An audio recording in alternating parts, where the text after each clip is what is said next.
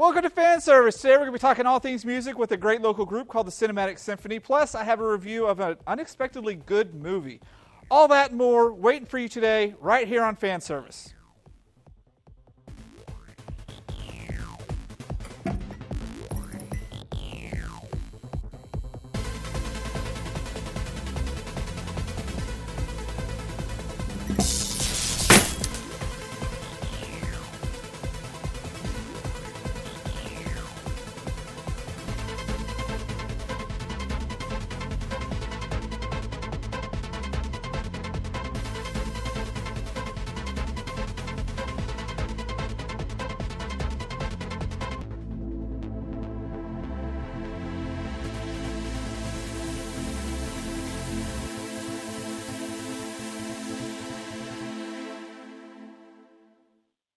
It was quite funny watching her do that.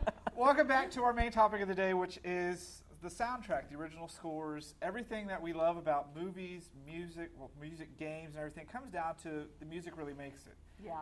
And so we're very privileged to have the Cinematic Symphony crew out with us. Say hello to everyone again. Hi, everyone. I'm Shelly Egger. Thank you for having me. Hi, Jesus Torres. And Brian Satterwhite. And so let's tell everyone a little bit, what exactly is the Cinematic Symphony? Well, the Cinematic Symphony is a local community music group, and all we do is play the music of film, television, Broadway, and video games. That is our sole purpose in life. That's so awesome. We actually met them when they did the Star Wars concert on May the 4th Be With You Day, and we had so much fun. Like, we were expecting to go in and see, like, you know, a little group of people. No, you had like a full orchestra there. 45, and actually we're a wind ensemble, which is different than having strings. Yeah, I did notice there was no strings. Mm-hmm. It was all wind. So, you guys are, I guess it's safe to say you're an expert in geek music. Would that be the way to put it? I guess so. Absolutely. I love how reluctant she is with that. We only do this for a living. I don't know if that makes me an expert. I think that's actually sort of how I feel about it, because there are definitely, you know, I defer to Brian a lot with Brian's background, but I would say it definitely as an organization, yes. We are the go-to place that if you want to be able to hear, a live performance of Parade of the Slave Children, for example. We keep going back to the Slave Children parades. I really like that piece, and it's just what I can have. And it's fun to say. It is fun to say. So, you actually score for films, Brian, correct? I do. Yes. So, when you first watch a blank canvas and the sky is the limit, how do you get in the zone to come up with the music that you want to do? Because you know this is going to make or break the movie sometimes. No pressure. Yeah. I mean, that's always there in the back of your mind. It's a little bit more utilitarian than you might think. There's a function with music and film, and when you watch a film without music, depending on the film, it just doesn't work. I mean, it needs music in order to succeed, in order for the story to be told correctly. So, as you're watching a film without music, you're aware of these things, and part of the skill of being a film composer is to understand when and where music should be and how it should function within the film. So it's not all about inspiration or being creative. A lot of it's just being pure utilitarian. Like, okay, here's a problem. I need to fix this. And you go in and you fix it with music. Earlier you'd mentioned that Edward Scissorhands is what got you into it. Can you give us some concrete examples out of Edward Scissorhands where this is how the music made a difference? I mean, I just remember being, I was in high school at the time, so a very influential period of my life. And I remember at the time I was very heavily involved with music and in band and things like that. Didn't quite know what that meant in my life. What was I going to do with that? And I had a love for film, and Edward Scissorhands was kind of the moment where the light bulb went off, where my love of music and my love of film intersected. And I was like, wait a minute, like that's what I want to do. I want to take something and basically breathe the life into it, which is what I felt he did to that film. The film itself, when you just watch it, there's nothing that spectacular about it, even though I love it. It's one of my all-time. It's one of my all-time favorite. I'm talking about just the film itself. Take away the music, and it's just this cool character. It's not exceptionally well written necessarily. It's not exceptionally well shot. Very basic, but it's the music that elevates this film to all-star status. But what I find so odd is you said that when you just watch a film with no music, it's boring. We don't have theme songs as we walk down the street to go to work, and we don't have Working in the Cubicle song. Right. If it works for us in regular life, why wouldn't it work in a video game or a film? Because of the awkwardness that is inherent to telling a story through motion pictures. It's a very awkward medium to try to tell a story. And what you're trying to do is create a singular experience amongst your audience. Everybody's different. We're all 5 different people up here. And we would go to a film and we sit down in the theater, we have different background, different way of life. And the role of the director is to create a singular experience among us 5. And music is a huge tool in helping kind of corral everybody to share in that singular experience, which is the vision of the director. Well, when we talk about film, we also have to do about video games. Now, I think in video games it's not nearly as important for the music, but some of the most epic scenes in video games have been based around music. To me, it has the exact same sort of appeal because in both movies and video games, the music is telling you, hey, there's something around the corner to worry about, or the music is telling you, like, oh, by the way, go ahead and go get some coffee now because this next scene is where you're going to have the love interest portion, or whatever else. Like, it really cues you. What games are you playing where you go get coffee and watch a 10-minute cinematic? I mean, come on. Fable. I haven't seen that. No. Anything in the Fable series. I just finished Fable 3, by the way. It was Yeah. very So the point being, so you know exactly what I'm talking about, right? I know exactly what you're talking Oh, about. the music's cute. There's a girl over there. It's time to go make dinner while this cutscene happens. But the real point, though, is that tells you what you're supposed to, how you're supposed to react. In horror movies, especially. Yes. But also science fiction, other things like that. Like, that's how you But know. do we need the horror movie scores to tell us, uh-oh, someone's about to die? I mean, they're kind of Yes. spoiler alert. Yes, they do. I think there's definitely that, and on my list, actually, I have a tendency to like certain themes out of movies better than others. There's only just a handful of scores that I personally like to listen to from beginning to end. But on the horror theme track, my absolute favorite actually is the theme from Young Frankenstein, and That's not a horror movie. It's a comedy. Well, it's a comedy horror. Brian featured it on his comedy horror show that he recorded recently. That will be on in July? Yeah. So We played it And on where can our. people find that? and Oh, I do a radio show called Film Score Focus on KMFA 89.5. It airs Fridays at 9 p.m. and Saturdays at 5. Oh, he's all sorts of talented over there. Yes. I feel like I think I need to And go then back you and get have some more stuff. yeah. We're very lucky to have him. But anyway, in Young Frankenstein, I mean, it has kind of the consummate theme. Dun dun dun, ba-dun, dun dun dun. Well, that's where that came from. Yeah. And so I can't imagine, subsequent horror movies without it. So And imagine the licensing and the royalties from that. And the irony of what you're talking about, too, it is a comedy, but John Morris, the composer, scores it like a real horror film. And that's Yes. what makes it even funnier. Yeah, music seems to be able to make or break just about anything. I mean, it can make a bad movie good. It can make a good movie bad. One of my favorite things that I've seen more and more people doing online are these fake trailers as though a show was set in a different era. And the music is what really makes those. Like, what if Firefly was made in 1982? And then just that Oh, background no, music no. here and the different font. But it's the music more than the fonts. Because they're taking actual footage from the shows. Yeah, but you're saying every time you make 80s one. music? There's nothing good about the 80s. No, my point is, that's how evocative these things are. Wow. Holy moly. We don't talk. Actually, I'm just going to stab him later on, Wow. and everyone will cheer. Except for me. I'm going to be heart, dead. my heart hurts a little bit. I'm with you. Oh, by the way, nothing good in the 80s except almost all of the movies that he listed. Okay, movie-wise, yes. I'm talking like actual radio music, no.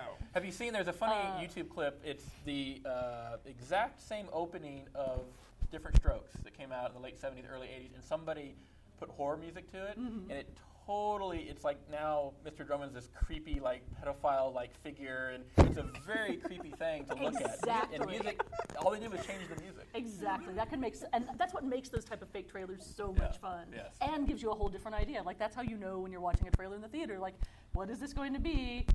The music is what tells you. Yeah. Which, that is some serious power. So you had brought a list of AFI's, Yes, American Film Institute, their because top scores. their top scores listed 1 through 25, and I'm just going to kind of go through a couple of them. But I will say they did have listed as number 1 Star Wars. It's epic. It's You don't have to epic. like the movie to acknowledge that it's an epic score. Well, I'm going to pretend that I didn't hear that there might be an implication of somebody not liking the movies, but No idea. it's epic and everyone knows it. But it's such a subjective thing. I mean, there's something on here. For example, King Kong, 1933 King Kong. I think it's very good, but I'm not sure it deserves a number 13 spot. Oh, it does. and these are the kinds of discussions that we have going back and forth all the time, even in Cinematic Symphony. What other geek things are on there? Not very many geek things. We've got Planet of the Apes. Well, okay, now And that's Jaws is on there. Oh, and Jaws. Is Jaws geeky? Jaws It's is on geeky. his It's a list. robot shark. It's on if his it's got list. robots in it, it's geeky. Jaws Sorry. is geeky. Okay, it's got robots. It's not supposed to be a robot shark, though. In the movie, you're supposed to believe it's an actual shark. Yeah, but we know the truth. It's like a Skynet shark. That just implies geeky nerd right there. This is just your love of Spielberg talking. Self-aware. Yes. Or Jim Cameron. Yeah, and really that's it in terms of geeks. So we've got Godfather, Jesus. That's that my you? absolute favorite. I Now, know see, it's not epic and it's not geeky, but it's just I it's almost beautiful. put that on and my powerful. list of top ones because that's another one of those very memorable things. And It is. people will forget music on the radio from one day to the next, but when you get to film scores and game scores, those things carry around through generations. Yep. Like I passed on the Jaws love to my son, and he watches all of them, even that horrible 3D one, non-stop. And like, what was the one where he bit the cable and electrocuted himself? I don't even know. But we passed that music on and that love on. I think that's speaking volumes of simple power that music can do behind something. And I think even beyond that, film music is becoming even more and more and more popular. And I'm going to use Dances with Wolves, for example. Dances with Wolves is actually one of the handful of film scores that I can listen to from beginning to end. And it is starting to show up in concert halls on regular programming, not Pops Night, not Movie Night. And in fact, there's a programmer at KMFA that has put it in their regular classical music lineup. So it's definitely gaining more popularity, and it's not nearly the niche that it was at one time, just because instead of writing cues, which of course there's lots of cue writing, and Brian, please interject if I'm wrong here, but while there's a lot of very popular cues in film music, nowadays, even with video games, these huge, epic scores. So, I mean, even Hans Zimmer is writing music for video games. Very much so. Do you think that a lot of these, to me it seems to take an amazing amount of skill to do this type of composition and get that epic feeling across. Yes. Do you think that this is what like Mozart and classical composers would be doing today, is writing scores for video games and movies? I absolutely do. I think that the film score composers right now are the current symphony composers of that era. All the best stuff that we hear that is created for classical orchestras to play is written for film scores and video game scores and even TV scores. I didn't know this until I was fast-forwarding through the credits of one of the shows that I DVR regularly, but through the wormhole, the one with Morgan Freeman. Yeah. Hans Zimmer scores that. Really? Yeah, I had no idea, and I rewound it immediately to listen to the music during the credits, and it's really great. It's really cool We stuff. definitely come into an age you alluded to earlier where even 15 years ago this wasn't the case, but it is truly today where film, television, video games, there's a nice blending crossover. Back in the day, if you were a television composer, you were a TV composer, and it was so hard to break out and do film or some other medium. But now they're crossing over lines like there's no tomorrow, and I think that's good. I think that's a good thing. We get some very interesting music, and right now television is a great place to go get and hear great music. It's not normally been that way. Well, I think John Williams might have been one of the first actually to be able to do that crossover, because he wrote the theme for the NBC News theme. Oh, really? And it's a lot of people don't realize it's actually a full orchestral work, and it's quite beautiful. But tying in with what you were saying about TV being a good source of music, I am kind of amazed that there are certain shows that, like, at certain points they're going to have some song that I really like, and I just have to get out Spotify to find out what it was. For me personally, I would say that the last Superman show was the one that first started me going, I kind of want all the music off of that. I'm addicted to a show called Continuum that, like, in the last 5 minutes always has a song that I'm going to like. It's always the sad song as they roll out the tragic consequences of the episode. With the budgets and schedules of television, music had always been treated kind of as something that's just, let's just get it done, let's get it cheap, and that kind of thing. So it's television, and it fluctuates, because in the 50s there was great music in shows in the 50s, and then through the 70s, and it kind of wanes and kind of comes up and down. But now we're at another peak of where you can go and turn on television. Chances are you're going to hear great composers composing great music, and that hasn't always been the case. As well as I feel some of the more interesting pop songs. I mean, things that Yeah. aren't necessarily going to be on the radio, but are still released by mainstream artists. They're a lot more daring on television. Yes. Film, my criticism of modern film music is that it's just way too safe. They're being way too careful in their decisions. How so? They're trying to appeal. I mean, you have $200 million budgets. You can't have your music, quote unquote, messing that up. So producers and directors are, fearful of taking that gamble. You look in the 70s and the 80s scores that, especially like Jerry Goldsmith, every score that he ever did, it just seems like a huge gamble. But that's what made him so fantastic. Well, do you think that someone like Danny Elfman, who, with his first couple scores out there, he was just a guy in Oingo Boingo before he was discovered, and actually, from what I've read, told the director, I can't actually do this. I have zero skill for it. Why would you want me up there? And so that's a huge risk. Do you think that they wouldn't take a risk like that if they heard a sound you liked, I'm going to have you compose my score today? They do still, however, there are so many more cooks in the kitchen nowadays than there were back then. When Burton hired Elfman for Pee-wee's Big Adventure, it was a fairly simple decision. It was his decision. He wanted to do it. He might have had to convince a few suits, that this is his pick.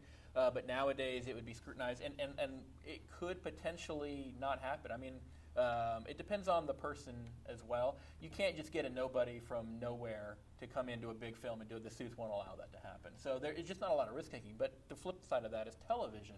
They are taking these risks and doing just wild things, not just musically, but narratively.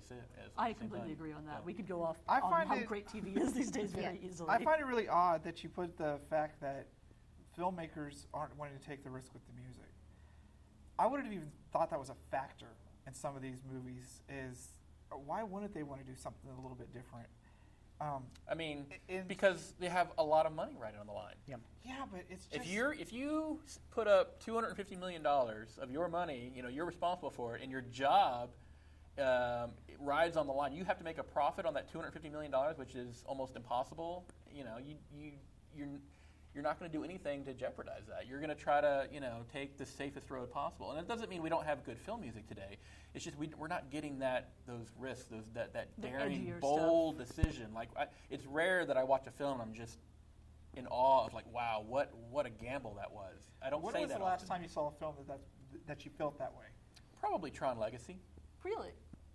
I thought that was a pretty, because I went into that film completely and totally expecting to despise it. Narratively and music, because I'm such a lover of the original Tron. I'm such a lover of the musical approach of the original Tron. When I heard Daft Punk was hired to do it, what do they know about filmmaking and blah, blah, blah. And 5 minutes in, I was kind of like, wow, this is kind of good. And 15 minutes in, I was like, wow, I was hooked. And so it really kind of, and I don't think that's necessarily a safe film, a safe score. I think it was a pretty kind of a big decision. But again, it still pales in comparison to, I think, what they were doing in the 70s. I love 70s era filmmaking just because of that level of risk that they were taking at the time. But even in Tron, they hedged their bets by having Hans Zimmer work with those guys on that music. Hans Zimmer did not. He had a producer credit, but as the case goes, they actually, two main people are credited to working with Daft Punk. There's Joseph Trapanese, who basically orchestrated their music for the orchestra, and then Bruce Broughton was brought on as an orchestral consultant who actually approved every single page without ever changing a note. So Hans Zimmer was consulted very, very, very early on, so they gave him a producer credit because he had some tips on how things go. But everybody thinks he had some writing involved in Tron Legacy, but he didn't. He just brought his name and respectability. Kind of. And it was kind of to pay respects, because he did help, and so they wanted to kind of pay respects to him as well. So I think we pretty much established the serious importance that music has and how much we all love it and how it changes from person to person, but there's still a universal theme that we all love. And that's the fact that the music will take you and put you in a place that you didn't expect to go. Even in really bad movies like Van Helsing. Oh, that was a horrible movie. Horrible soundtrack. There's nothing helping that. But then you get the good movies like we agreed about Speed Racer earlier. Yeah. Rock on, we rock, right? Yeah.